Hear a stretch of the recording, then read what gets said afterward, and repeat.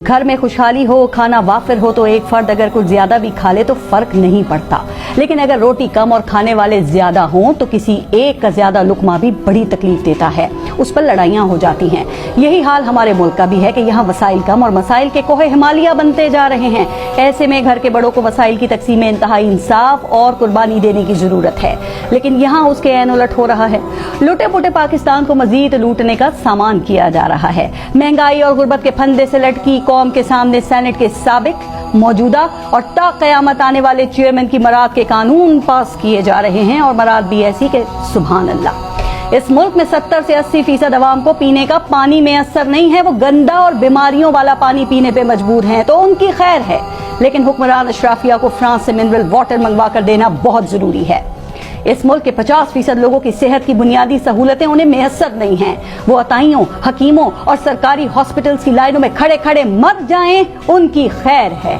लेकिन हुक्मरान अशराफिया के बैरून मुल्क इलाज का बंदोबस्त करना बहुत जरूरी है। पाकिस्तान की आधी आबादी को 2 वक्त की रोटी नहीं मैसर, ज़चकी के दौरान बच्चे मर जाते हैं, माएँ मर जाती हैं, तो उनकी खैर है। लेकिन हुक्मरान अशराफिया की बेहतरीन रोटी का बंदोबस्त करना बहुत जरूरी है। इस मुल्क की 70% आबादी सफी सहूलियात से महरूम है। लोग अपनी मदद आपके तहत मरते खपते बच्चों को स्कूल छोड़ें या खुद नौकरियों तक पहुंचे तो उनके सफर की खैर है। लेकिन चेयरमैन सेनेट और हुक्मरान अशराफिया के लिए चार्टर तैयारों और हेलीकॉप्टर्स का बंदोबस्त बहुत जरूरी है। इस मुल्क में 40% लोग अपने घरों से महरूम हैं। वो कच्चे घरों में, झोपड़ियों में या किराए के घरों में रहते हैं, तो उनकी खैर है।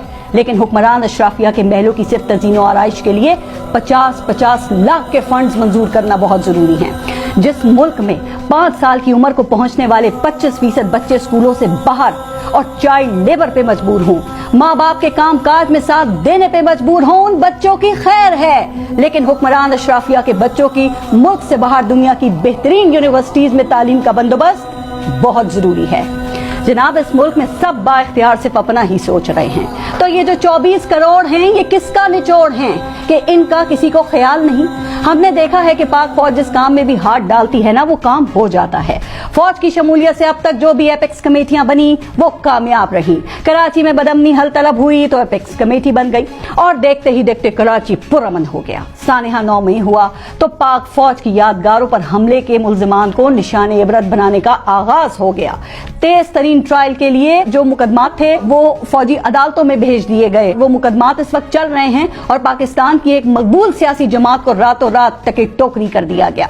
हुकूमत ने इसी हफ्ते सरमायाकारी के लिए एक फोरम की बुनियाद रखी। इसमें पाक फौज का दस्ते शफकत भी है और अमल दरामद के लिए एपेक्स कमेटी भी बना दी गई है। तो सर, इस वक्त मुल्क के आम आदमी के मसाइल रियासती इदारों के दस्ते शफकत के मुंतजर हैं। महंगाई, बेरोजगारी और गुर्बत आम आदमी के मसाइल हैं, तो इस मुल्क का आम आदमी आपसे सवाल कर रहा है कि इसके मसाइल के हल के लिए कोई एपेक्स कमेटी कब बनेगी।